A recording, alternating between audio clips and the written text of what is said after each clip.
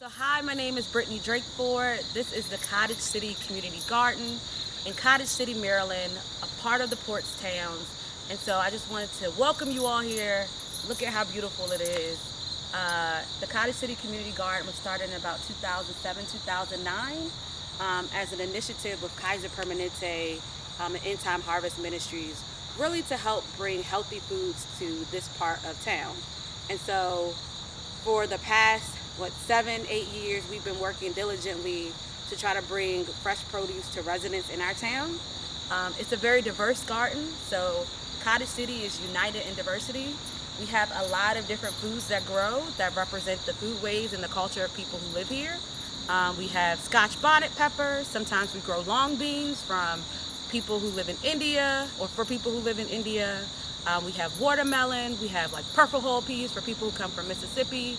But it's a great garden and I always love being here. My fun fact is that I'm actually a 6th generation native of Prince George's County.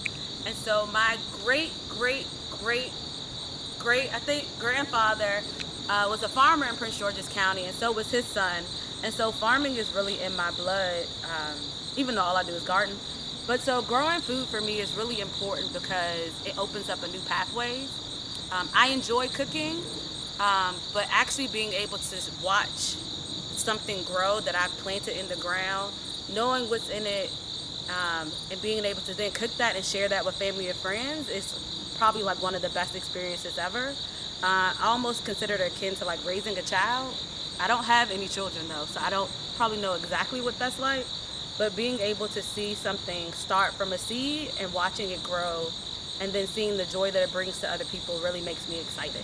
All right, so I first met Xavier when I was in college, and it was also in college when I learned of Horace Pippin as an artist. I've studied some art, but it wasn't until Xavier came to me and told me about Horace Pippin's legacy of saving seeds that I actually learned about the fish peppers, which is what we're growing here as a part of Soilful's initiative. And that has been just really excited to be a part of this collaborative of African American farmers and growers who are really working to save and preserve pretty much Black food tradition. And so for me, that's always exciting to connect with, and just to see the joy that it brings to others and learning the history of our food, because I think a lot of times when we think about Black food today, we only think about it from a bad perspective, or what negative impacts that it has on on our health. But when Xavier was sharing the story with me about Horace Pippin, he was like, oh, Horace Pippin was trying to use these peppers to actually cure his arthritis. And it's wow, the food that we have really is healing, but we just don't know it because those traditions have been lost, or they haven't been discussed as much. So being a part of this collective really helps me connect back with my family and connect back with my ancestry.